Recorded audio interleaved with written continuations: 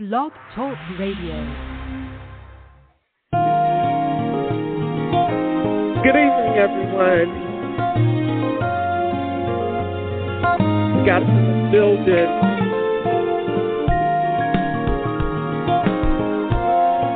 Jordana Raffia. This is the God Rashad. Chop it up with me a little bit. This is Crown Knowledge Radio. Those with sight can only see the light.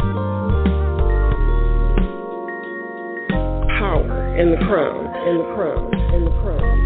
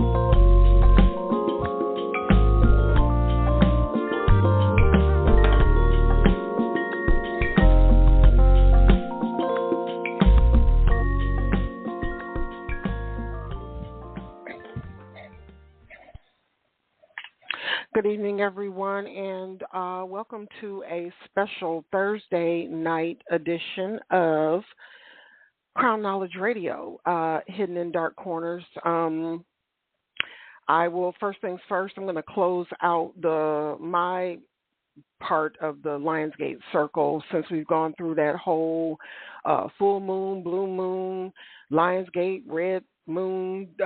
We've gone through a lot of energies over the last 14 days. And so I dedicated my part of that cycle to the brother Bobby Hemmett. So I've been kind of channeling that energy for the last 14 days. So let me go ahead and close that out first things first, and then we'll get started. So hear me, O Lord, thou art the first and the last, the beginning and the end, the Alpha and the Omega, who are the nameless and formless ones, creator of all, Lord of light, Lord of life, Lord of love. Hear my prayer, thou true son and daughter. And I ask that thou look upon me with favor and upon this ritual of the Assumption of the Heavenly Christ. Aid me in my becoming. I seek rebirth in thy light. Aid me in my becoming in thy sight. Aid me in my becoming. Clothe me in white raiment. Crown me with gold. Set me upon the throne of mercy. And with the right horse of judgment, into my right hand, place the scepter of rule. Into my left hand, place the sword of law. Anoint me with the secret names of power. And so let it be. Ashe. And Ashe, rest in to Brother Bobby Hemmett. Okay, so that closes out my part of the cycle of the, what did we go through? We went through the shift first, and then we went through, like a few months back, and then we went through the eclipse that we had. So I'm going all the way back to the eclipse, and then we went through the shift, and I think the shift was first, then the eclipse, and then we went through the Lionsgate portal, and we just had the I think we did red moon, and then we did blue moon, the full blue moon that just passed us a day ago. So that's a lot, and it should be. A lot is happening right now. A lot is shifting. A lot is changing. You can feel it. You can feel it in people's attitude, personality. You really don't even have to be close to people at this particular moment in time, because it's just a whole, and I guess I'll do another show probably on this forum, this Thursday night forum. Hope to be joined by somebody of the Crown Knowledge family team that will be, chiming in for at least a few minutes tonight.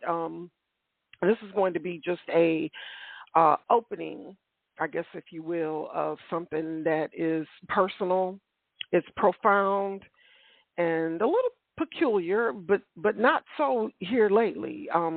Quickly becoming a issue in some circles and being reported here and there in mainstream news. It's really weird, but it's regarding targeted individuals and gang stalking. And so I have like several other episodes of this that I've done just in a private journal. Not real sure if I'll continue to do that. This show was the opening show for myself and the Brother Fred, and hopefully the Brother Fred will be chiming in here in just a moment. But I'm going to be just kind of opening up the topic and the subject and kind of getting into the curiosity about why this is a thing. Who knew?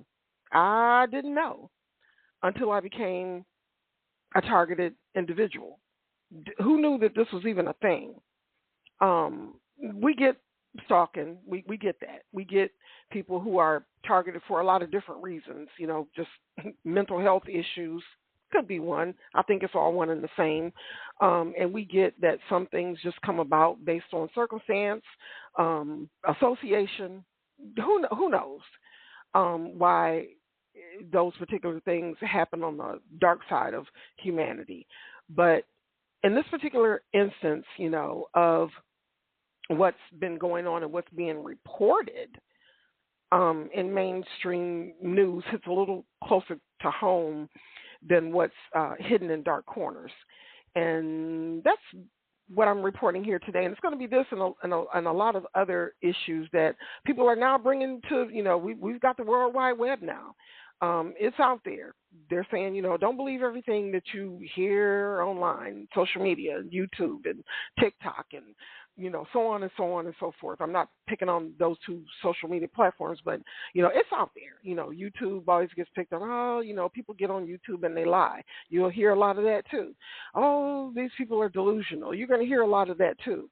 Oh, and different people in different parts of the world, of the country, mind you, are reporting these issues, and you got to kind of put it in perspective of the UFO thing. Now, either everybody's lying, or people really are seeing UFOs. Like, which one is it?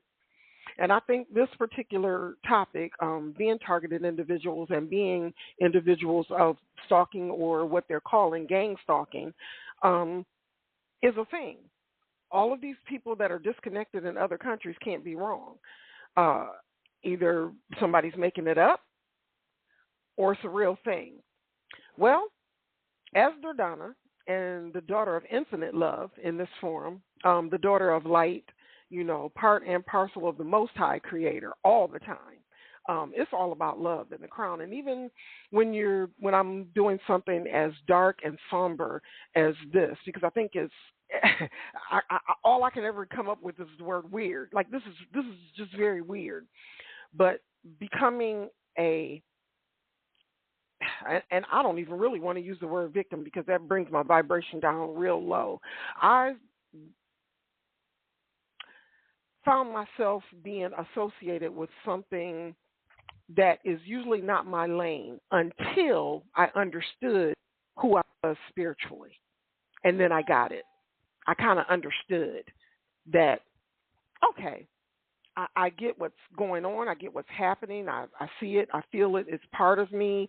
It's part of what's happening to my physical body as a God being, and I'm going through this experience. And, I could ask myself why, I could ask myself who, I could ask myself what for, and all types of different things going through this as a God being, as a spiritual being, going through this human thing that is so dark. And so as I'm researching and I'm looking at different things, and there's a lot of information. I could say a lot, meaning how much? How much did I read? How much did I look up? How much did I really look into it? Not much. I didn't have to go far before. It's like, as a chosen being, you're going to go through something. And if you're not going through a dark moment, and so what do you mean by a dark moment? Oh, I was abused, or, I was traumatized. I was a rape victim. I was a traffic victim. I was this happened to me as a child. I was kidnapped. I was held hostage. Like these are examples.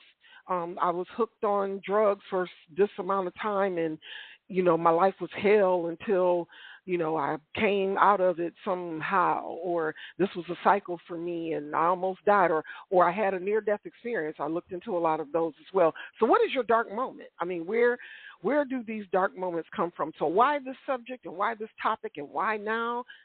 I found myself in the path of this dark moment as a light being, as a being of the light, as a daughter of infinite love who has a direct connection to the Most High God. I had to accept that. I had to embrace the fact that I am a daughter.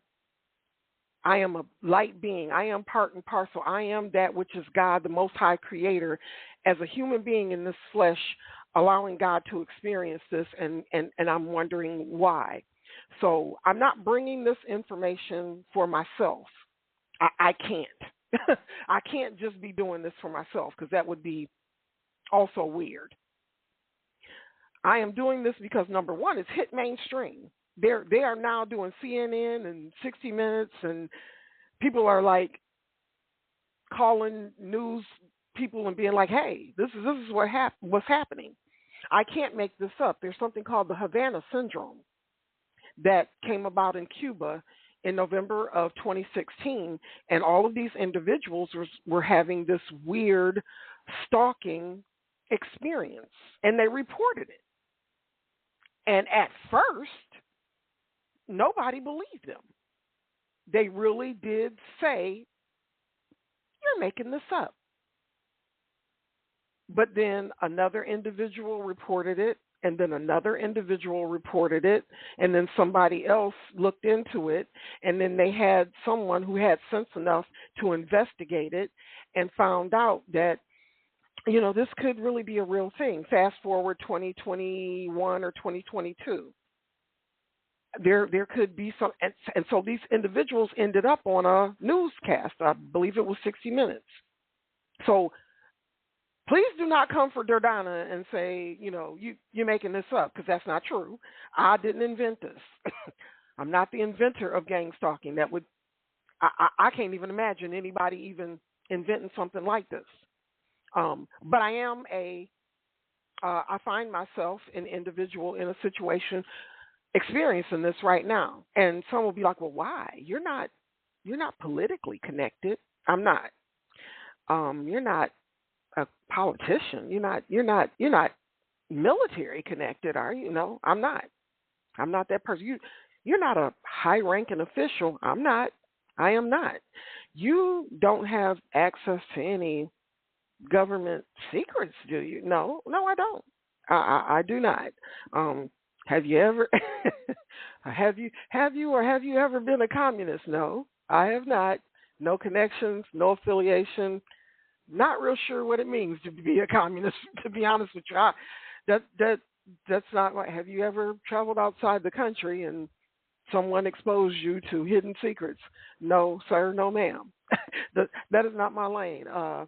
I have spent the last 20-something, 30-something odd years prior taking care of my mother.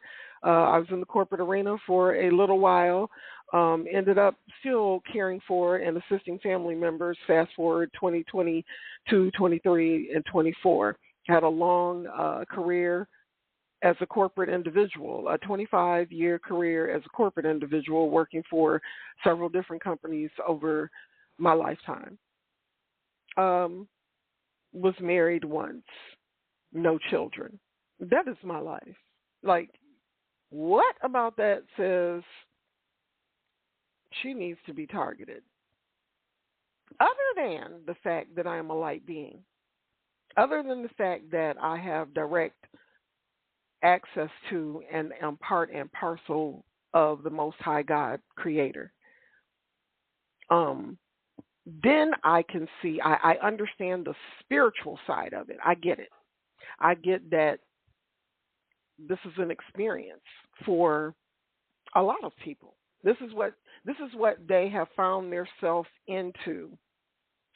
And before I forget, just a couple of things. There's a newscast. A couple of people sent me a few things. There's a newscast about a woman who knew that individuals were going into her home while she was not there, and setting up cameras and devices. I guess I would imagine in her home when her and her son, her young son, were not there. So she suspected this. Nobody believed her. She left a recording device hidden in her home and left her and her son for a couple of days and came back.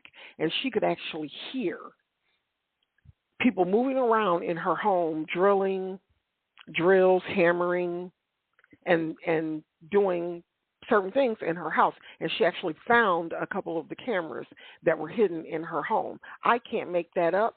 Look it up. And it was broadcast on the news. Again, going back a little bit, these individuals with the Havana syndrome who were particular individuals that were targeted. Some say by government-funded agencies. Some say they were private agencies. These are individuals that you can hire to do this type of work. Or individuals that you can give incentive, let's just say, to do this particular type of harassment. I call it bullying, sabotaging, tracking, monitoring, whatever the case may be, and give them incentive to do it. They don't have to know you. They don't have to know who you are. They don't have to know your lifestyle. They don't have to know where you come from.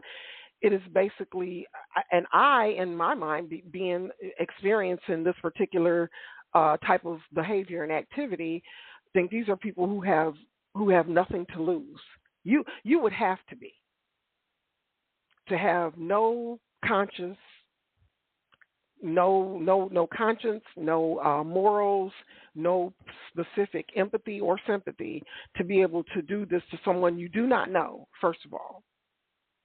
And second of all, to not care about another human being in human flesh, humane, because this is definitely, as far as I'm concerned, an inhumane act to be able to target someone, sabotage their life, track them, monitor them, infiltrate their family, and in a lot of cases, and in my case, get family members to come on board with you to do this. Now, what could someone possibly say to your family member to make them part and parcel of a situation that would sabotage your life?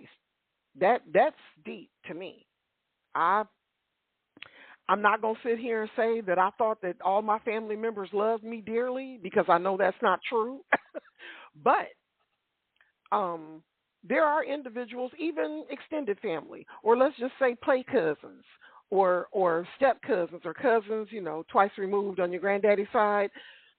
And if they feel like they can get a foot in, we could, if you could just help us to get a foot in so we can get some information on this individual to bring them to their knees. And we'll get to that in a minute. And someone in the vicinity of a circle of your family will take that bribe. They'll take that bet, because they will tell them that you did something heinous and that goes into painting the narrative, which I'll get to in just a moment. So yeah, this I believe will be, something that I will get into. Not going to be able to finish it all in one night because it's a lot. But again, why? Because I'm not the only one experiencing this, and now it is a thing. I did not even know, and it's been a thing apparently. The judicial systems have had individuals call in. I myself have contacted the FBI, gave them my name, rank, and social security number, and asked them, are y'all looking for me? Because I feel like I'm being stalked. And they're like, ma'am, call the police. We don't handle that kind of stuff. We got other shit to do. We're not, we ain't looking for you. We don't give a damn, unless you come across our America's Most Wanted radar, we're not looking for you. So if it's not the FBI, if no one has put anything out on the judicial system, if this is not going through law enforcement and legal channels, what is it? So is this a private company that someone can hire to stalk individuals when you just want to get back at somebody? You want to seek revenge. You want to quench your thirst of envy and jealousy. I don't like you kind of thing. Maybe you piss somebody off in another life. I don't know. Where do you fit in on that spectrum? Like, what if it's not law enforcement? If it's not through the legal system? If it's not a government agency? And like I said, I personally have called the FBI. This was about 3 years into me realizing, girl, you're being stalked. You need to call somebody. Like, this is crazy. Hang on for a second. Brother Fred, is that you? Yeah, can y'all hear me? I can hear you. Your mic is hot. Thank you for chiming in with me tonight. I'm just giving an introduction to Hidden in Dark Corners, and I explained a little bit about to the Crown Knowledge family about, what Hidden in Dark Corners. I have 8 previous journal entries of this that I've done that were private. They were not broadcast. So this is the first broadcasting of Hidden in Dark Corners, and going into the gang stalking and being a targeted individual. And just real quick, I'm kind of answering a question that I think might be out there to the people like, okay, well, why would you even do a show about this? First of all, I didn't make this up. And second of all, it's gone mainstream. Like, this is now, it's not a hidden thing anymore. This is like on the news, like 60 Minutes, CNN, and not just YouTube stuff. This is stuff that's actually being broadcast on the news right now. People are reporting being sabotaged, stalked, or their home being broken into, and hidden cameras and monitoring devices being placed in their home. So that's what kind of brought this fast forward. And then when you and I were introduced by the God Rashad, I don't know. It just kind of was like, okay, do I take this as confirmation? What's going on here? I don't know this guy. I don't know you from Boo, right? We just met. Yeah. You know what I'm saying? Yep. And so I find myself, and like I said, I'm really struggling real hard not to use the word victim, because I'm not a fucking victim. What I am is a chosen individual that has to go through my dark night of the soul, which I have. And I already know that my divine beings, they out here kicking ass. I don't know your side of your story, but in my story, I'm the motherfucking winner in this bitch. So, how you feeling tonight, brother? How you feeling tonight, Brother Fred? I feel like you. I feel the same way. People ain't gonna do it for no reason. All you doing is just giving me validation that the stuff that was on my mind. I'm sitting here saying to myself, am I the only one going through this? No. I'm sitting here saying, I can't be the only one going through this. So correct. It got to be somebody else out there that's going through this, and because it's like once your pineal gland is decalcified, you start seeing stuff. You start catching on to things without even trying. So I all this was a building process. And then it's like what you said. You was like, you know what? Because you started putting two and two together, and you was like, wait a minute, something's not right. This is not normal. Normal people don't do this. Correct. You know what I mean? So you had that awakening. You had that awareness. Like I said in one of the shows, I said the spider sensor started going off. Absolutely. Yeah. I was on a spiritual, like, the guy Rashad, back in the day when I was on my spiritual path. I started this early, and then fast forward, I met Rashad, and he kind of took the veil off. So when I started on this path, it was like exhilarating. Like I would be excited about, getting the knowledge in, soaking up the energy and everything. And I kind of knew in the back of my mind, I don't get this for free. Something in my life, not that I was expecting any danger, hurt, harm, everybody goes through shit. You understand what I'm saying? Everybody got that. Like I said, earlier I was speaking, before you had called in, like women who've been, kidnapped and abused and molested and raped, and, children who've been, kidnapped and, bless their souls, they've been, killed and murdered and trafficked and, child pornography, and you got murderers out here, people who've been held captive, and people who are being held captive right now, like they're going through hell. Could you just imagine being somewhere and being held captive and nobody knows where you are? Like that's got to be hell. You know what I'm saying? So there's some people, most individuals, who are going to grasp onto this light of being a chosen one. They're going to go through a dark night of the soul. They're going to go through that. That's going to happen.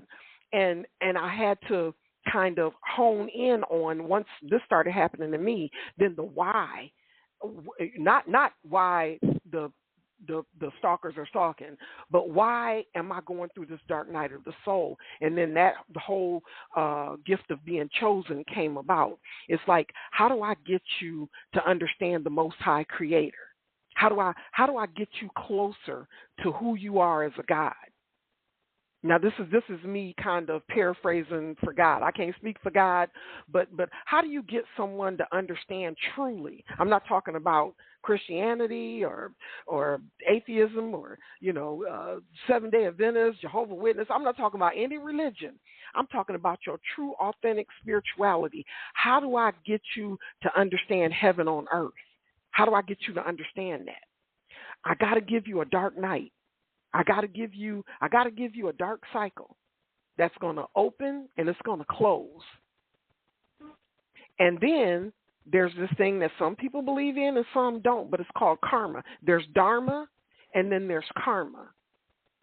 Dharma, according to, Tibetan and Hindu religion, dharma is the beautiful things, not just good stuff, but the beautiful things that happen in your life.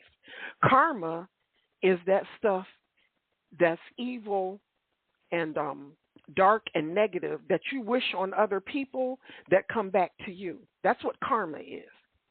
And there are, like I said, the Hindu and Tibetan and a lot of the other Eastern religions believe that. So going back to what, with all that being said, going back to that, so, why do the chosen ones go through literal hell at some point in their life? And I'm just using the word chosen one, but we're light beings. How do you understand more about what God is when you're in a place where nobody else can help you but the Most High God Creator? You can. I just mentioned a little bit ago that I called the FBI on myself, Fred. What? Who does that? I called the FBI. This was like 3 years into me kind of figuring out why all this weird shit was like, what is actually happening? Like, yeah, this ain't my life. This ain't my lane. Like, something about my lane is off. Like, what's going on here? And I couldn't, you know what I'm saying? At that particular point, you can't figure it out. And then I started noticing stuff, and I see people. And literally, I went into a drugstore. This is since I've been here. I'm fast forwarding from 2013, 14 to about 2019. I was in a drugstore, And again, it's weird. People are watching me funny. They're looking at me weird. I'm being followed around and all types of weird shit's happening. And I'm looking at it's a young woman. I won't call her a teenager. She might have been 19, 18, somewhere around there, and an older woman. And they're standing at the door of the pharmacy where you check out and then you go out. And I'm standing there looking at them because I'm like, I could have swore I saw them follow me in the store, and I'm doing this like on certain days on a regular. And I'm standing there like from not even 10 feet from them. And this young woman looked at this woman and said, she knows we're following her. And the older woman looked at the young girl and said, so? And I turned around, I looked at the cashier, I picked up my bag, and I walked out. I'm like, why are they following me? That's the question. Fast forward a few weeks after that, maybe it might have been maybe a month or two. I'm not real sure about timelines. I'm in a discount store with my mother. And there's a gang of teenagers. Look at her. Watch her. She's going to drop something. She's got the drop. Watch. We got her. She's dropping stuff. She can't keep anything in her hand. And for real, I had the drops. Like, I could not keep anything in my hand. But these teenagers are standing there, and they're talking in my face. They're standing next. I have my 80-something-year-old mother with me in a store. And these people are standing there saying, watch her, she's going to drop something. She's going to drop something. Watch. She's always dropping stuff. And it was funny. They're giggling, kiki, ha, ha, yiki. And sure enough, I had like a toothpaste pack. I had a pack of toothpaste in my hand, and I dropped it. See, I told you. You see that? You see her? Ah, and they're laughing. And my mom is looking at me like my mother's 80-something years old. She don't know what's going on. And she's looking at me. She said, what's going on? I said, nothing. I said, just let's check out. Let's go. And they're standing there. Now, the gist of this and what I'm going to get to in a minute is the narrative, because that's a big part of this. We're not going to be able to cover all this in this show because I want to get to the narrative and I want to get down to it deep. But here's the thing. They wanted me to turn around and say, why are y'all messing with me? Because then they could walk away and be like, oh, what's wrong with this woman? She's crazy. So they have to paint a narrative that there's something wrong with you so that they can justify you either being mental or going to jail, or they call the police, or you get arrested, or something else happens to you. You get in a fight and somebody stab you or shoot you, and now you're dead, and they can clap their hands and they're done. You see what I'm saying? So they have to paint the narrative first. They have to show you as you're this or you're that, or, oh, gosh, she's crazy, or no, he attacked me first, or you see them come after me, or, oh, we're not doing anything. But they're and pretty much they're not. All they're doing is following you and paying people to follow you and paying people to follow you and do stuff to you. And then do stuff that normally don't happen. Your mail might come up missing. You come outside and your tire's flat, or you understand what I'm saying? So this is called painting the narrative. They have to paint a narrative to make you look a certain way, so they could justify saying, I've had the police called on me several times. They didn't actually approach me except for once, and I actually got a speeding ticket, and that I think that was a setup too. But I just paid the ticket because I knew what was going on. But they have to paint a narrative, and that's a huge part of what this organization, gang, I don't even know what to call it. That's a huge part of, at least in my case. They actually sent a mental health organization to my house because I called the police and said, look, I'm being harassed, I'm being stalked, I'm literally filing a complaint with the authorities. And the first thing the police are, and this I'm gonna try to get through this without tears, because it's not tears because I'm afraid, it's tears because I think this is so inhumane. And I keep thinking about that poor woman, Sonia Massey, where she called the police for help, and they came in her house and they murdered her. You know what I'm talking about, right? Right. The story that's out there in the news right now. She called the authorities for help, and they showed up and they murdered her. That's weird. So you have to be careful. So the first thing the police officer asked me was, "Ma'am, do you have mental health issues?" I'm like, "I'm sorry, what?" I just took, and then I thought about it. I'm like, "Oh, okay, I get it." And the very next day, a mental health organization showed up at my house. "I think you should come with us." I said, "Why?"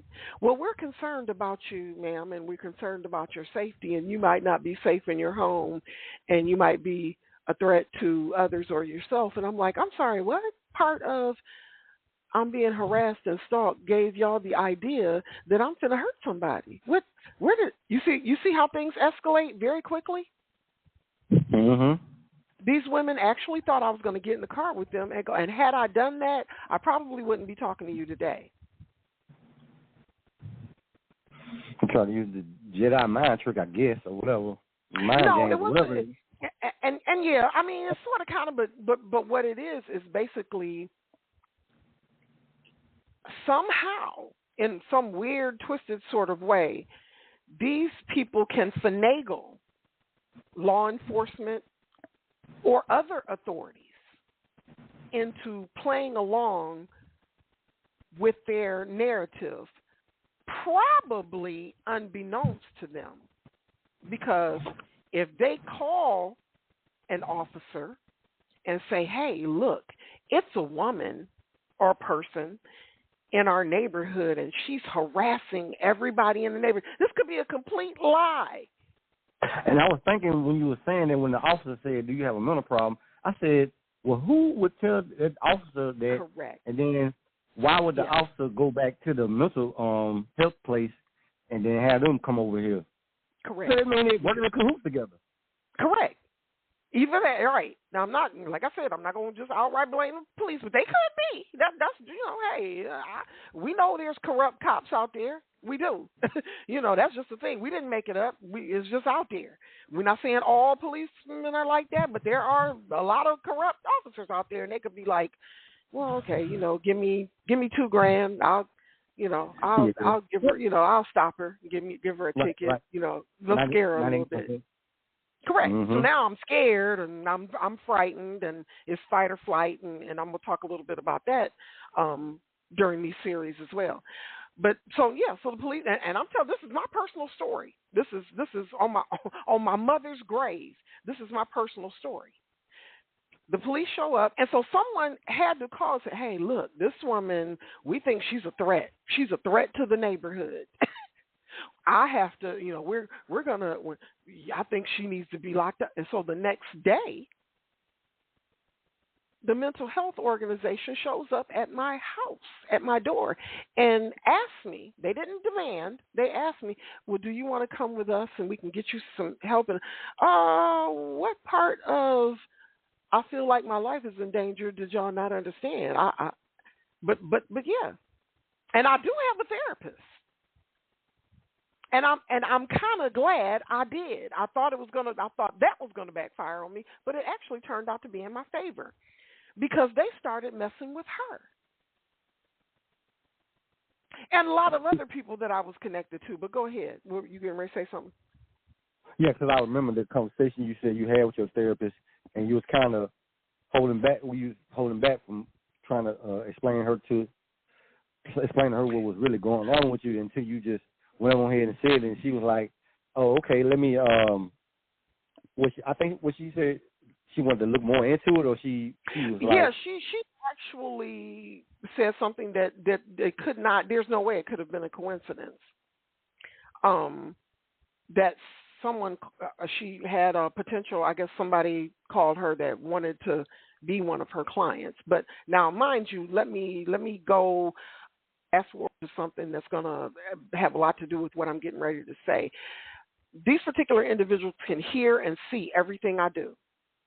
Mm-hmm. at this particular. This is going on 10 years for me, based on now that I know I know who's responsible for the stalking. Let's just put it that way. I know who started this whole thing. So with that being said, they've had 10 years to follow me, watch me. I don't know what happened when I moved in this house. This house was wide open. And then somebody came in and remodeled it. So between the people that came in and did the work in the house and what's going on now, I don't know. There's some other stuff that I'm going to get into when I start talking about the EMP device that's being used in this whole stalking campaign, because I'm also being attacked with a weapon on a regular. As a matter of fact, 10, 15 minutes before this show. But the Most High God has developed something by way when I know where they're using it, but they're just using it that way. But anyway, I say that to say this, because she said, somebody called me and told me the exact same story that you're telling me right now. And I told her, I said, be careful, because they could be a plant. And I thought at that point she was going to be like, okay, yeah, she really is crazy. And she said, that's funny that you say that. She said, because I didn't say anything to you when it happened. She said, this was a while back. I said, did they ever make an appointment with you? She said, no. She said, she said, they called, said that, and I never heard from them again. So again, that's why I said you have to be careful what you look up on YouTube and, Facebook and all this other stuff too, because there is a lot of discrediting information out there. So that's another thing, to be like, oh, well, I was just playing. I was just making it up. And I said, did anybody ever call you back and say that? She said, no. She said, they just didn't call back. And she never heard from this. She said someone called her and told her the exact same. Now, what are the odds? This therapist with this story, the same story I'm giving her, she said, she said, that's never happened. She said, because your story is not I've never heard what you're telling me before. And then something else happened to her physically. And she told me about it. And she said, I believe you, because some weird shit is happening. And my family noticed it too. So somebody, because I had developed, because she was not only a therapist after like a couple of years, she and I became like, she was my confidant. Like, this was a person that I could call. And of course, I had lost some family members along the way. So she was really helping me with the grieving process. I lost my mother. I had lost my nephew at the time. And I think right before, a few months before my sister passed away, she and I, our pretty much our professional sessions were done. So she, I think right when my sister passed away, she and I ended our professional sessions. But other than that, she was helping me with a lot of the grieving process. But she told me, she said, no, I think you're telling the truth, and let me tell you why. And then she proceeded to tell me a couple of scenarios that just made her very uncomfortable. She said, who knew? And I gave her a few things that I looked up, and I'm like, I can't be making this up, right? Look this up. And I gave her some things that I looked up online, and one of them was the Havana syndrome. I can't make this up. This was in 2016 that happened. And this woman said every time she felt this stinging and this sensation, and her eardrum got popped and something, that she actually had to go to the hospital because she kept feeling this weird, whatever this was. And she said something told her that it was coming from outside. And every time she would look outside, someone would be standing outside her house. Wow. Fast forward, I'm here when my mother and I moved here before she passed away, and I started feeling these weird sensations. There would be cars parked, or people just happened to be walking past my house or standing outside, until they would realize, oh, okay, she can see us. And they would just act like they're walking their dog or just walking past the house. And they do that now, present day. This isn't something that was happening and it's not happening anymore. This is still happening as of today.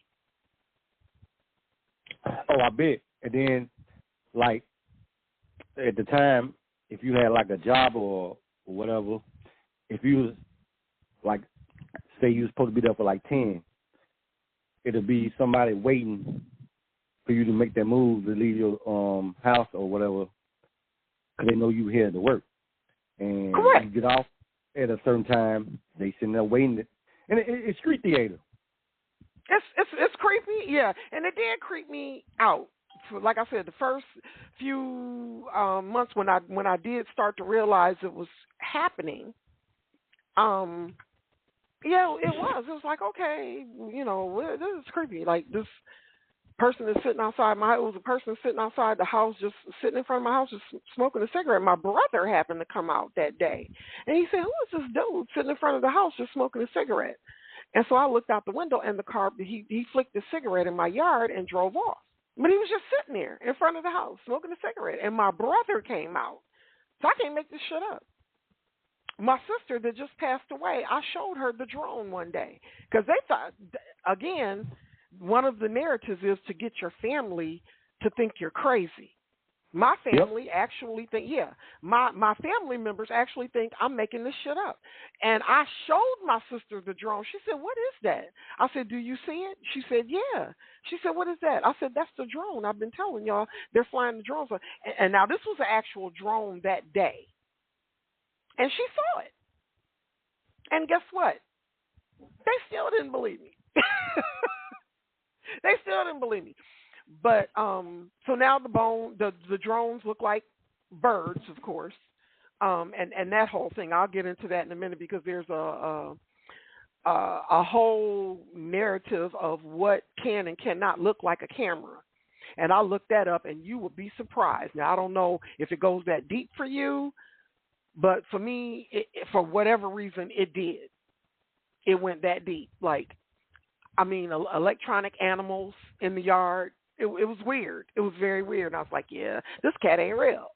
Because, when you throw something at a cat's supposed to run. Like, yes, this ain't right. Look, and I had just seen on Facebook, was it Facebook? Yeah, I want to say Facebook. They had a bird. They told them a bird, a real bird, and their mother had a computer chip on the inside. Correct. Yeah. And it's so, been like in a random neighborhood, but that mother had a computer chip on the inside. I'm thinking like, yeah, it's cameras literally everywhere.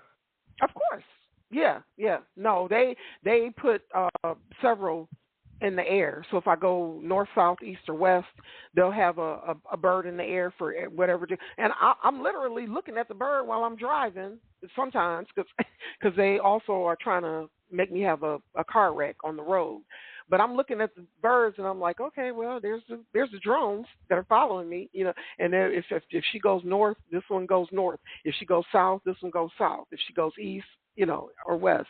So, but it's a weird thing. But and here's something that my sister-in-law asked me the other day. She said, "Who would spend that kind of money on you? Who would do that?" That's a legitimate question. Who in their right mind? Go ahead. Oh, no. What's even crazier is who would do that for free? Correct. So you got both scenarios. Yeah, because I was like, okay, so if they're not spending money to do that, who would do this for free?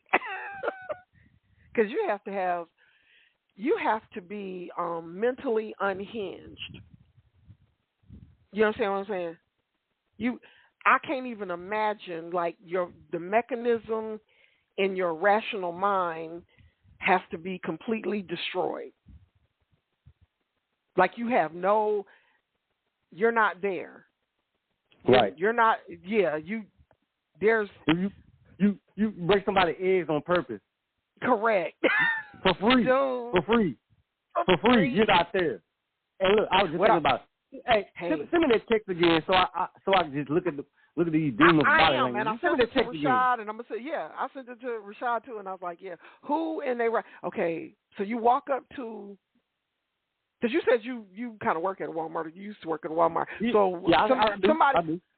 somebody walks up to you in Walmart and say, look, you see that woman right there, and the so and so in the green blouse and the shorts, and okay, she gets orders. What I want you to do when you take her stuff, drop her bag of eggs on the ground, and then act like you're sorry, pretend like you did it by accident. In your rational mind, and just say they didn't offer you any money, is that something that in your rational mind you would do for free, just to see what somebody would do? As no. Fred. And I feel like, yeah. And yeah, I'd be like, I'll be fuck away from me. Yeah, I used to work. I'd be like, why the hell would you ask me that? And then I would have no dealings with this person no more, because I'm like, you're not even human. Right. Now, if you are, let's just say, and see, I don't want to go into a certain culture either, but just let's say you come here to this country Pick on them. They need that shit. You ain't making a whole lot of money. You know what I'm saying? You that person. I don't give a damn. I don't give a fuck. These Americans owe us. They da-da-da-da-da. Say, look, I'll give you $100. Just say I got it like that. I'm the gang stalker, and I got $100 to pay somebody to do this. I want you to slash her tires. When she go in the store to do whatever she gonna do, we gonna send somebody in there to monitor her and text you. They're going to text me and let me know, hey, she's on her way out. Y'all better do what y'all need to do before she's coming to the register right now. And I'm telling you something that actually happened to me. I'm in the store, and I'm watching this dude run in behind me. He ran in, grabbed a couple of bags of something, chips, there's usually chips or something, and a soda or some kind of drink real quick, and they jump in front of me. This is what they were doing when I had my old vehicle. And I kept noticing, like, first of all, you don't even have anything you ran in the store, grabbed a bag of something and a drink, and jumped in front of me in line. And then they'll tell the cashier, can you go see if they got so-and-so, if they can make the cashier leave the line and leave me standing there. Solid. That's buying time. There you go. Buying time. And I figured it out. And I was like, y'all buying time, but for what? And then I woke up one day and my tires were flat. And I caught. Just one? Huh? It wasn't just one? Tire? Yeah. Oh, no, they've done that. It wasn't just one tire, and they've done it more than one time. Like, damn. Yeah, they did it more than one time until like I said, I caught on to it. But I knew it after like the second or third time. I was like, yeah, somebody's doing this on purpose, but who and why and where? Oh, when I get out of the car and go in the store. So now they're doing it to my new vehicle. And I noticed after the first day, the dealer dropped my brand new car off. I went in the store, and I come out, and I got a dent in my door. I just got this car for my birthday. My birthday was in June. I just got it. Brand new vehicle. Not a scratch on it. It was delivered to your home? It was delivered to my house. Oh, yeah.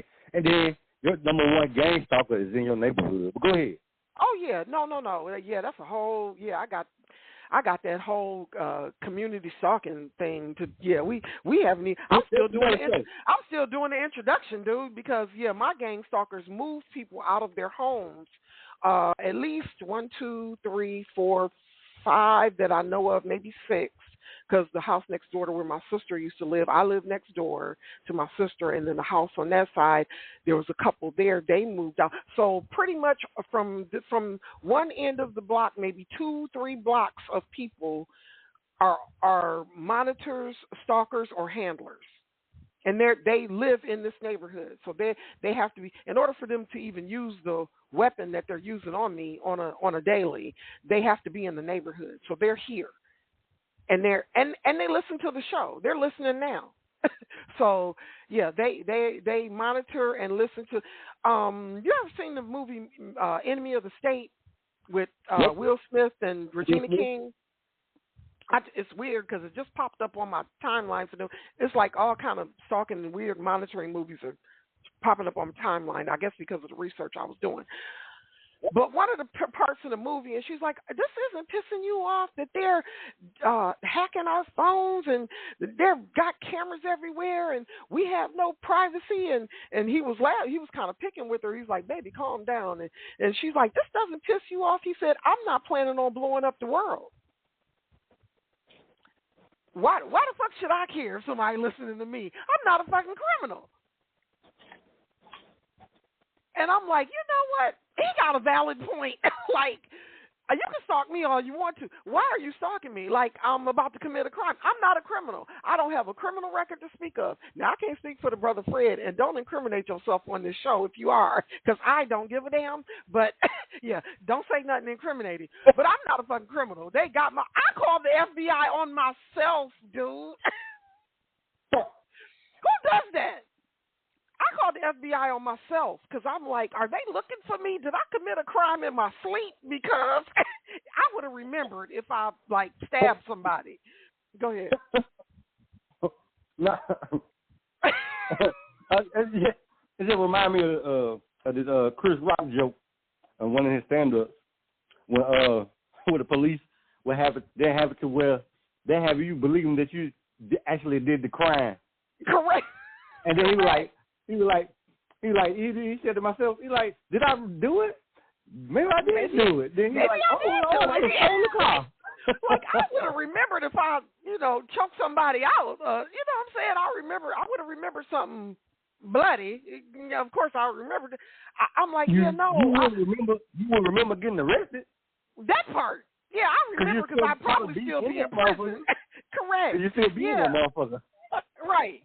Yeah, I would have remembered that. So, yeah, and it's funny because when I was watching the movie and he said that, I said, you know what, he got a valid, but why should I care if they monitoring me or listening to what I say? And I talk to these motherfuckers all day, every day. I'm like, wow, really? Like, you sitting in front of the house bumping your music for what? Like, is that what am I supposed to do with that? Like, if I sit here and bump my music long enough, she going to have a mental breakdown? Like, dude, I used to live in New York. That put me to sleep. That bumping music and blowing horns all day, that's what I went to sleep to. Like, I don't, that. I think it seemed like they were doing it.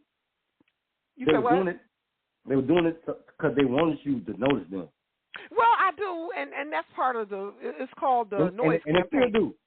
They still do. And they still do to this day. Like right now, they're still, like, pinging me with the weapon while I'm talking to you on the show, so I know they're out there. I mean, it is what it is. They're out there, but the thing of it is, the campaign has to paint a narrative.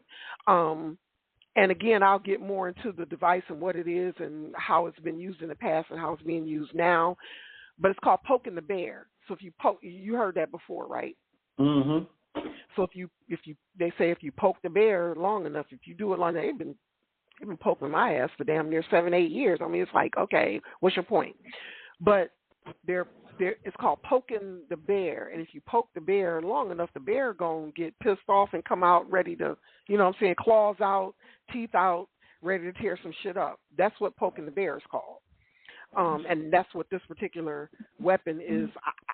In this particular case, for this particular type of agency, that to paint a mental health issue that can get you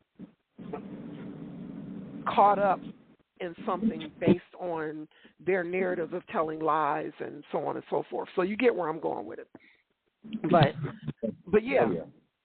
And that's what this particular, if we do this, if we keep doing it, we do it this way and it's that way, and they've adjusted, they've readjusted, they've had unmarked utility workers come in my yard onto the property and climb the pole that's in my yard, behind my gate, mind you, and climb the pole and pretend like they're putting up cable over the house. Now, they could have put something up over the house. They could have not. Well, maybe if we get the weapon close to her, it'll do something. Well, maybe if we do it this way, it'll do something. Well, let's try it this way. Well, let's try. And so now I'm being sexually assaulted with this weapon. And that's a whole, I'm going to get into that. Did you hear me? Oh, yeah. I'm listening. Yeah. So that's sexual assault, dude. When you are now directing this weapon, however the weapon works to see I don't know, is it a pointing point and click kind of thing? Is it an app? Is it an actual image of me? Is this directed based on something that y'all might have put in my body? Because I have to give you the whole scenario about me being semi-poisoned when I was in Georgia. Yeah. So this is a whole scenario of individuals that will stop. I don't know how low can you go? How much are you willing to do for this stalking organization to get this scenario to go over, and why is it so important? Or is it? So like I said, would you, I don't know that I would poison somebody for free. Like, is somebody doing that for free? Or, I mean, like you said, if you get paid for, what's the point? Like, yeah. Like, what's the moral of the story? Right. What is your motivation? The moral of the story is they don't want people like us walking around on this earth. Point blank period. Point blank period. Yeah, we can probably end the show right there. That's yeah. And I guess you blind people with your light, and people hate that because they light is them. They dim their own light out. Yeah, and that'll take me into I know where and who this started with. Because they like my spiritual sister was saying, you know, she's clairvoyant as well. She's also a psychic. She said they were doing too much for far too long. It wasn't working, and instead of them stopping, when you really didn't know what was going on, they kept going. So now you know. And I said, yeah, I know. She said, no, I already knew you knew before. She said, I already knew you knew. I said, yeah, now I know. I didn't before, but now I know. But because they just kept going. This is 10 years, dude. Like 10 years. Like it's people you don't like, right? Like, you know, some people that not hate, but just like, you know what, I don't like this person because they like this and I don't want to be around them. You got people, you know, people in your life like that, right? Everybody. Everybody do. And basically... No, I'm saying everybody like that. Yeah, everybody like that. And you do your best to just stay away from that person. Like, you know what, I know so-and-so going to be at the barbecue. I just don't go. You understand what I'm saying? Mm-hmm. And that's going to bring me to when you were saying, I want you to tell the story about the bar. I had Rashad and them roll. I was like, Fred wanted me to tell the story about my family reunion. And I'm like, I ain't even going to talk about that family reunion because there was some simple shit going on. But I went. It was actually divine because my brother that I care for don't go nowhere. He don't even like to travel. And for whatever reason, he agreed to go to the family reunion with me. And I told my family, I said, if my brother agrees to go, I'll go. If he don't want to go, I'm not coming. And he agreed to go. And I was like, okay, divine. Okay, Most High God, I got you. You want me to go because you want me to see something. And not only that, it's time for not only my light to just shine and piss these people off, but now it's time for this shit to be out in the open. Because other than that, I would have never said anything. When I tell you this was the weirdest, craziest family reunion I had ever attended in my life, like, I knew it. It was so fucking weird. It was like I come in the room. I knew it. And instantly people were just for no just the fact that I came in the room. Energy. You felt the energy. Just the fact that I came in the room, it just like a nephew, a beloved nephew of mine. Like we've had our issues in the past, but like this is a nephew, like especially my mother. My mother loved this particular grandson. Like as far as she was concerned, he could do no wrong. At the end of the family reunion, he couldn't even look me in the eye. Why? Because he he had clowned so bad. He clowned me so bad for no reason. And I'm looking at this nigga like, what are you doing? And when you get to the point, go ahead. He called you before the reunion or at the reunion? You said he called me? He called you at the reunion or before the reunion? What? It was before the reunion. This was happening. Oh, okay. Before we even. This was weeks before when my sister passed away. Which I thought was very weird. He allowed his family to come in my sister's house and disrespect her whole house. Like it was unreal.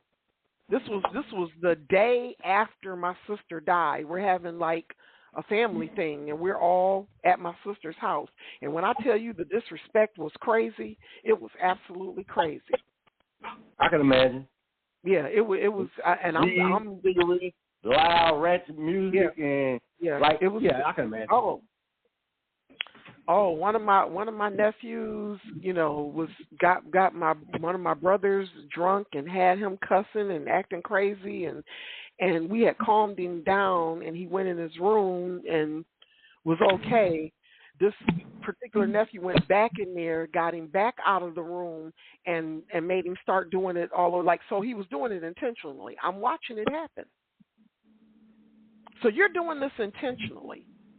And not just them, it's other people. I don't have say-so over that house, but it's other people that's you in and out of this house, and you suspect right now. You moving funny and you acting funny. And it wasn't just them. There was a bunch of other people still to this day. So you suspect. But no, and then fast forward, the family reunion, when you allow someone who's barely, we consider them family, but you play cousin. You're not really family for real. You play cousin. You go and this is a man. This is a whole dude. Disrespect your aunt for no reason, and you getting you in a huddle laughing with this motherfucker for real. So it's okay for a man to disrespect your aunt. This is your auntie that loves you. And the shit was funny. Somebody told him to do that. And he went along with it. No, so now how do you get somebody? How does this campaign, this infiltrating, because that's part of the campaign, it's an infiltrating campaign. If we can get close enough to your inner circle to get somebody to sabotage you, we'll pay them off. So I think that's where the money comes in. Because you know what, we can pay your rent this month, or we can give you, we can give you X amount of that. We need. Can you do this? And we just gonna see what's gonna happen. We're not gonna. But we want you to do this. Will you do this?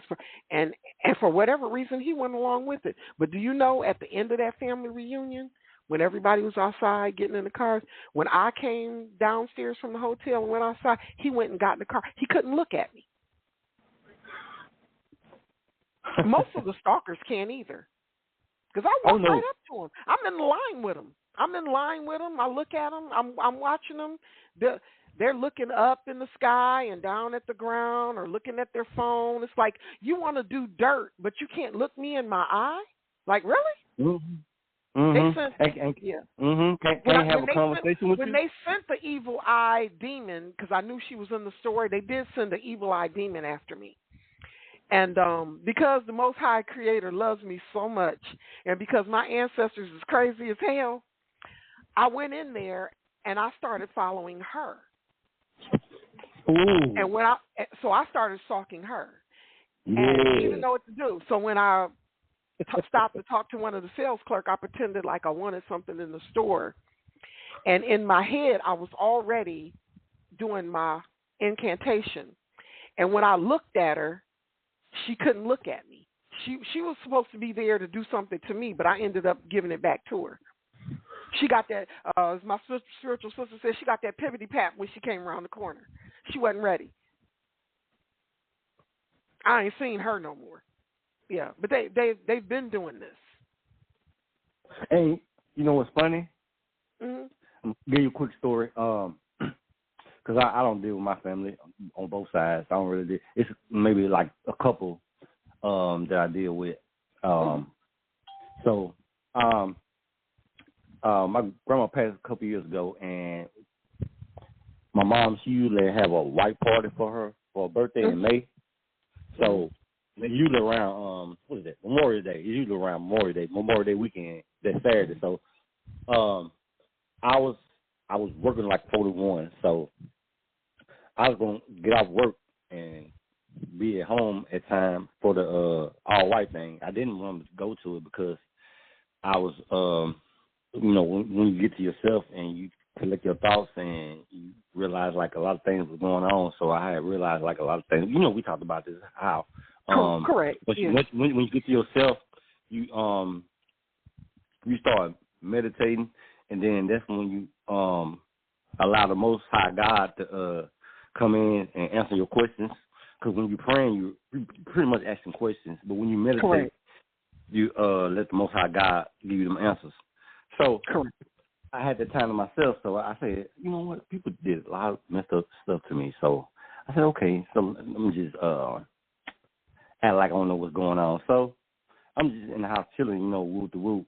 And it's a lot of female family members that did some, shady shit, behind your back and stuff like that.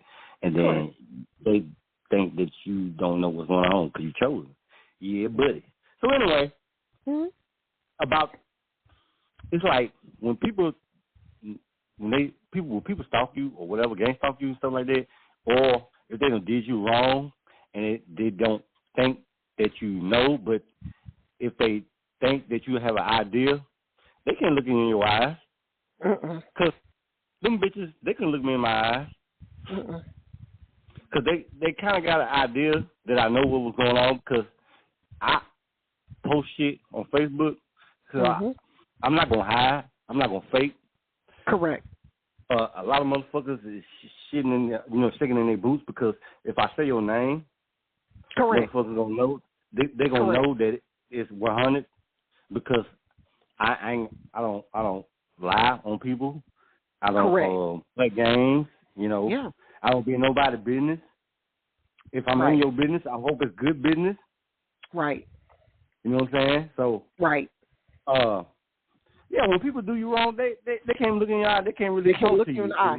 Right. And I've been noticing, like, you doing this, you think that you're right by doing it. So if you think you're right by doing this and you can't look me in my eye, you can't. Yeah, I'm telling you, they've had cousins like first cousins. Like when me and my mother first moved here, my cousin is a pastor and his wife. I don't know what they told them because, of course, like I said, most of my family that they did get on board with this, they lied to them.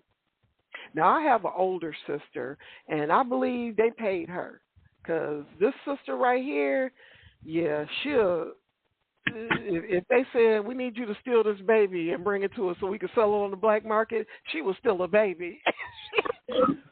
And I believe, yeah, they had her walk into, we were staying with my sister that passed away, we were staying with her before she passed away, and they had her come into the house, 8 o'clock in the morning, everybody sleep. We sleep.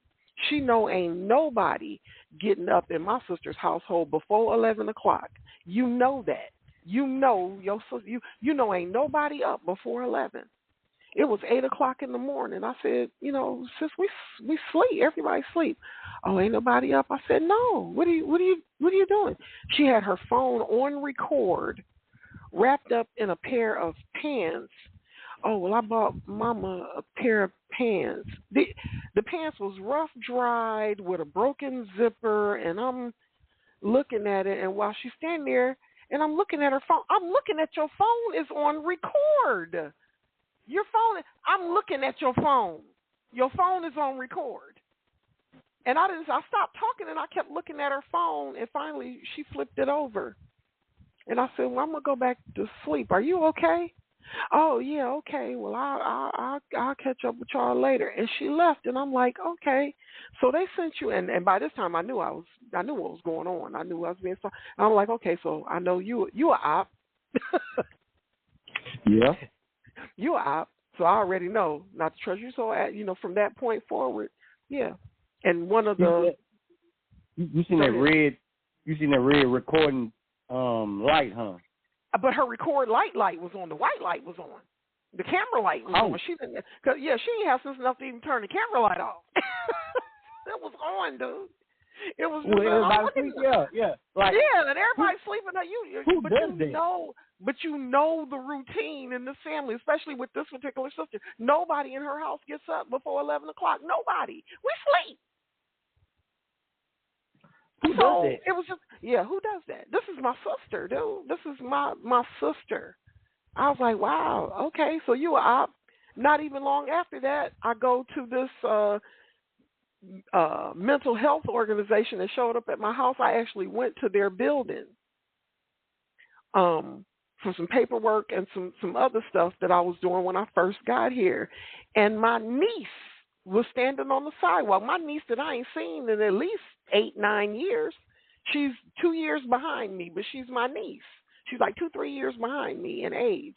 But this is my niece, and she's standing on the sidewalk side-eyeing me. Now, I know why she was at the mental health building. I was there for something else. But she was there for really mental health service because she that girl. Damn. And I'm walking up the sidewalk, and she's side-eyeing her grandmother. Me and my mother walking up the sidewalk. I said, niece, you don't recognize your grandmother? Hey, Granny. And she's just weird, nervous. She's looking weird. She's talking weird. And we go in the building.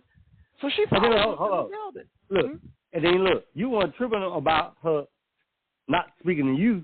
Not at all. Because I already knew what was up. Exactly. So you like, you know what? Okay. No.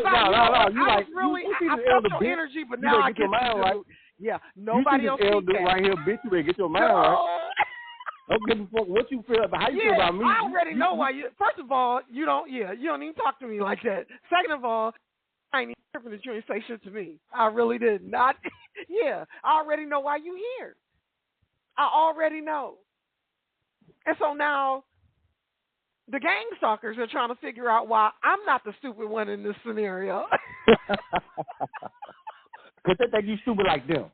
Right. They thinking they got a family member that might, have a certain level of faculty that could outsmart me. Y'all had the dumbest bitch in the bunch. Like, really? Y'all got this bitch to come after me? Okay, this is what I'm going to do. So when we get in there, she brought up some old shit, and I just, flipped her off real cool, like, and I was like, bye, niece, love you too, auntie. And she was, what are you doing here? Oh, I'm waiting on my ride. And she kept saying it like 3 or 4 times. She was nervous. I'm waiting on my ride. I'm waiting on a ride. I'm waiting on my ride. I'm waiting on a ride. I'm waiting on my ride. And I was like, yeah, okay, we heard you the first time. And we got on the elevator and went on up. I ain't seen you in 8-9 years, and you ain't seen your grandmother in the same amount of time. Because her ride was a Pegasaurus. Correct. But now her and it just so happened the sister that was recording me, that's her mother. She's cut from the same. They both cut from the same tree, so I know they got paid. Absolutely, they got some money. They both been in the mental health spot at the same time. They been there together. The mental health spot at the same time. Correct. They got together. I mean, she was there for real. Yeah, she's that girl. She's that chick. But at the same time, I'm like, yeah, okay. So now I know. Yeah, I show up in random places and like people that I ain't seen in 13, 14, 15 years. Hey, government name, because they calling me by my government name. You okay? So you call me by my government name. I already know you are op. And then they messed around and gave this particular dude. That's when I first started realizing they had a device, because I'm feeling these stings and pricks like, mosquito bites, and I'm like, what the fuck? Me and my niece that I have a different niece that I absolutely love. She was like my baby back in the day, And we were sitting in the garage together. Nobody else was out there. It was just me and her, and people were in and out of the house.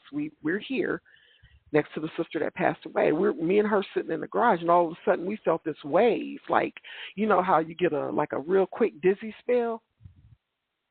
And it's like a wave went over the whole backyard, and we're in the garage, and I looked at her, and she looked at me, and before I could say anything, she said, "What was that?" I said, "Did you feel that?" And she said, "Yeah." I was like, okay. The pastor's wife, my cousin's wife, we were in the car together when this stinging stuff started happening. They're riding behind us using this weapon on me, but they're stinging my cousin who's driving, and I'm sitting behind her. She rolled the window down and put her hand out the window and was wiggling her fingers, letting them know, hey, y'all stop that shit because y'all getting me too. I'm going to talk more about that device and what it is and how they're using it and why. But again, you know, I told you the main part is poking. It's called poking the bear. But what happened when she did that? They stopped. I noticed one day we were coming out of a store together, she and I, and this was, you know, them trying to. They were supposedly trying to assist me and my mother in getting ourselves together when we got here. She was coming out of the store. And I'm thinking she's behind me, but when I walk out the door, she was standing off to the side, and they were using the device on me. And then when I turned around and looked at her, she jumped back behind me and started walking. So she learned to move out of when they're using the device, she learned to move out of the way. I had dates when I came here, guys that wanted to hook up with me. They hadn't seen me, a long time heartthrob of mine. We kind of got back in touch. And they used it on him to run him away.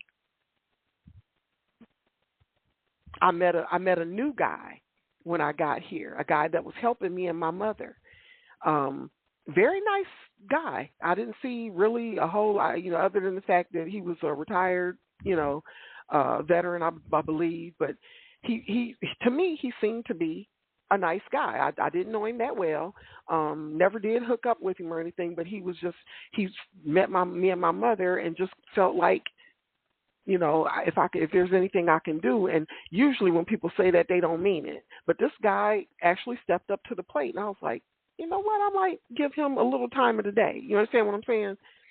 Yeah. And so when I'm still in this mindset of I don't trust you, but I'm just going to see how far you're going to go. And sure enough, they got to him.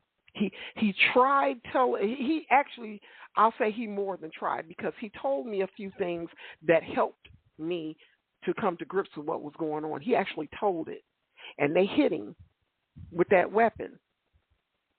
And I saw it happen. He was coming up the front steps, holding a box of groceries and some other stuff for me and my mother. We were trying to get ourselves together when we got here. He was holding a box, had items in there for me and my mother. He came to the house, and it was a regular thing. And when they saw that he was really like getting to know me, like me, know me, and we were, you know, so she's got somebody now that's helping her. We got to put a stop to that. And I believe they hit him in a way, it brought him to his knees. He put the box on the step and left, and I never saw that dude again. But he told me. He told me what happened. Prior to that, a couple of weeks prior to that, he was sitting in how we had just moved into a place, a temporary place, until we could find somewhere. And he was sitting having a conversation with me, and he grabbed his finger real fast. I said, "Did they get you?" He said, "Yeah." So we knew how to communicate. I said, "They got you, didn't they?" He said, "Yeah." So he knew too, that they were using this thing on me. And right now, he's the only person that I could think of that could corroborate what I'm saying. Because that day, I think they kept warning him, you know, either you help us or we gonna put this shit on you. We gonna start getting at you if you don't help us get to her. This is what we gonna do to you. And they did. And I saw him. This dude was 6 foot something. He was a tall dude. And wherever they hit him, or however, I don't know if they hit him in his spine, in hip in his leg, because they do it to me when I get up and try to exercise. They'll, put it in my hip or put it in my knee, or they'll anything to try to stop me from exercising. But like I said, something's happened with the most divine creator. I don't have anything to do with that, but they're not letting it. Yeah, they're not letting it affect me at all. I know they're doing it. I know when they're doing it, but it doesn't affect me. So that don't have that ain't nobody but God. But they hit this dude, and they brought this 6-foot-something dude to his knees. And he called me from the Veterans Hospital and told me what had happened. He told me out of his own mouth. He said, he said, thrive and survive. And I knew what that meant. That was our language.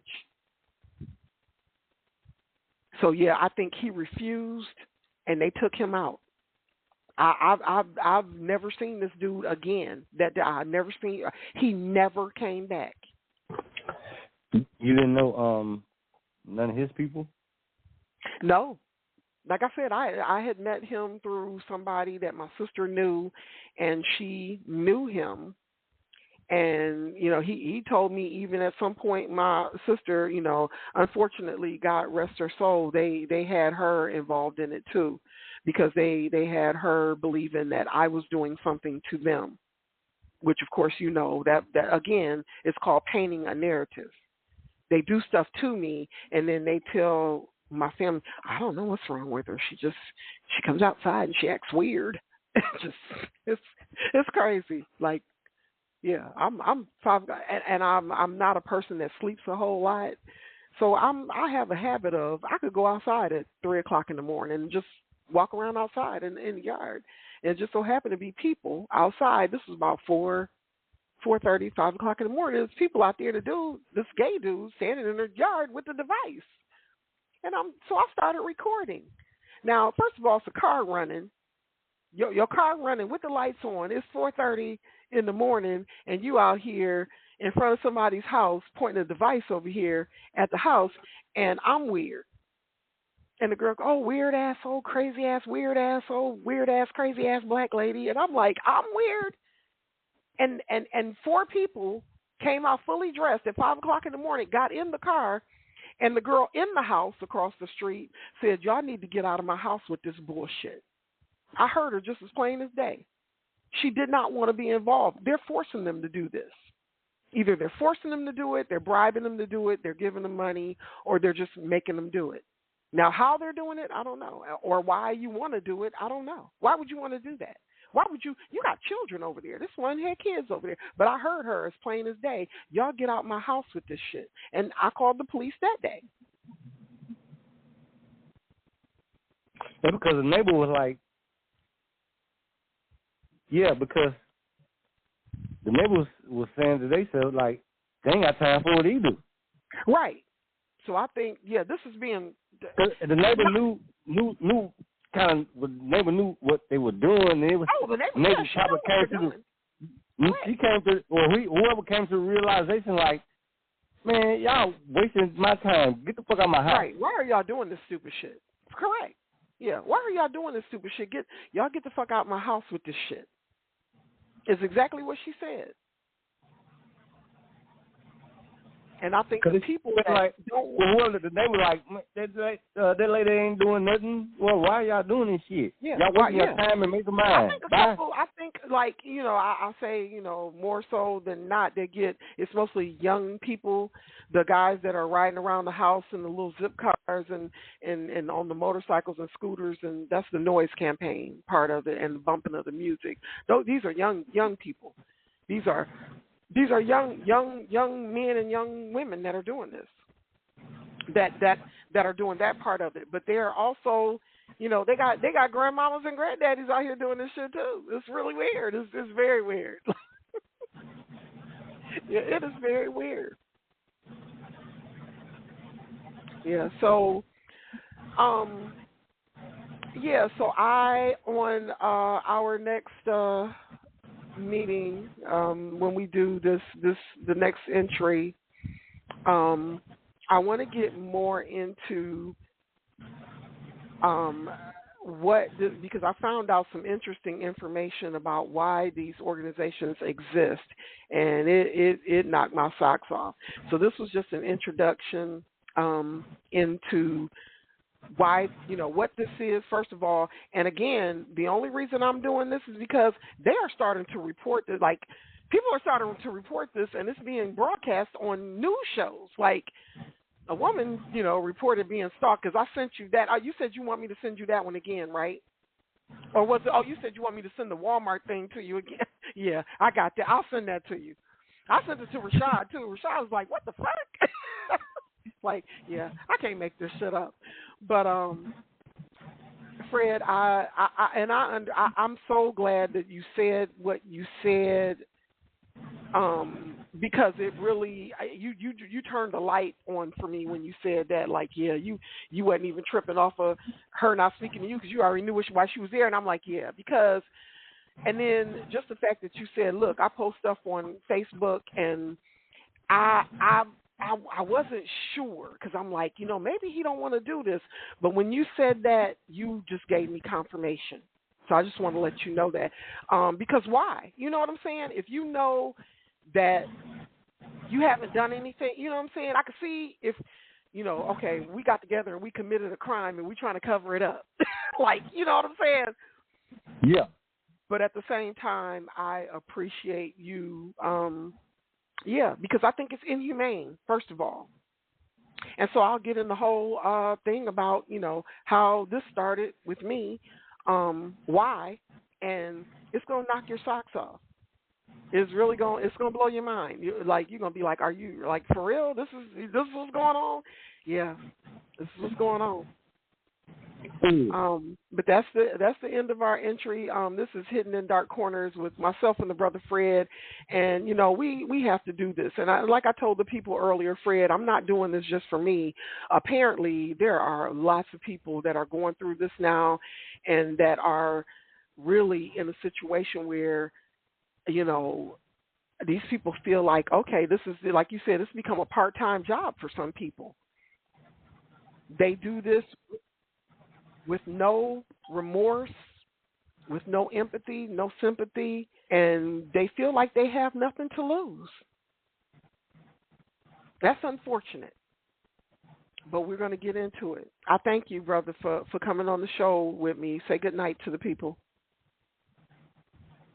Thank you for having me. Always glad to be on the show. Appreciate everybody listening. Yeah, we're going to. I'm going to send this to you, and post it on your Facebook page. And I'm going to have Rashad post it, and my niece says she's going to post it too. And hopefully, we're going to get some people calling in. And I think there's more stories out there. You know what I'm saying? Yeah. All right. Okay. Thank you so much, Brother Fred, and thank you for listening to the show. Good night, everybody.